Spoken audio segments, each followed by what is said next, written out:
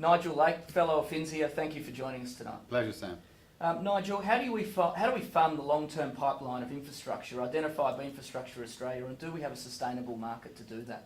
Oh, it's a good question, and there's been a lot of talk about financing infrastructure as if it were a problem.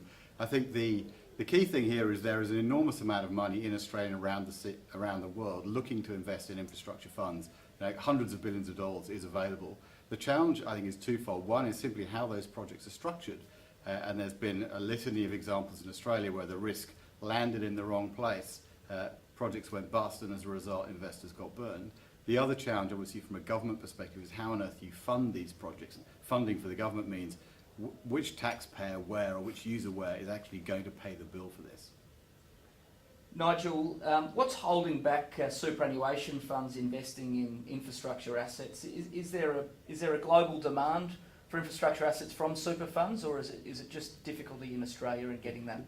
There absolutely is appetite. It is all about matching the risks with the right people and in the right way. So take an extreme example, even greenfield patronage risk. People say this is not possible to finance. Actually, that's not true. If there's a level of, for example, protection from the government in question to underwrite patronage in the early few years, if there's potentially a mechanism for sharing patronage risk in the government's favour if patronage gets very high, these projects are financed. In fact, the one in Queensland that BCC is pursuing now with QIC is going to operate on pretty much exactly that basis. Yeah, and I actually brought that up earlier with another guest. Is it the Legacy Tunnel that was? There's Legacy Way, and the the go-between bridge. The go-between bridge, that's right. So the return from that is it sold at between 1.08 billion and 1.58 billion, I believe, to QIC, the tolling rights, and the government maintains the asset. So the structure of the transaction is that the rights to collect the revenues are being sold. The precise economics and who gets what share is not in the public domain at this point in time.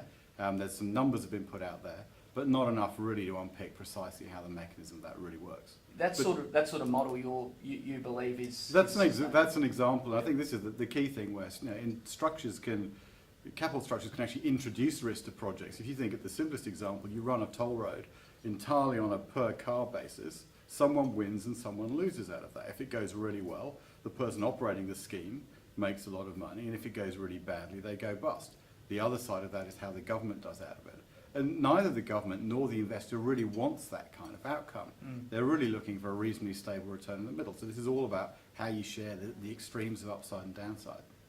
And Nigel, lastly, what are the funding options for the government in terms of infrastructure? Do you believe infrastructure bonds that have been mooted tonight should be used to fund infrastructure? Well, there's a couple of things in here. In terms of the funding, if we use government language for that, which is who's going to pay the bill, bond structures themselves don't answer that question. So what you come back to is what is the whole range of places you can go to? Do you hypothecate revenues? Do you put levies on? Do you have parking charges? Do you charge a little bit extra on the tickets? Do you just take it out of consolidated funds? There's a large array of things to look at, and one of the challenges is simply approaching those things in the right way. So the London Crossrail project, the local councils as well as the Central London Agency approached businesses in a very constructive manner and asked the question around, if we were to build this project, would you be prepared to pay for part of it?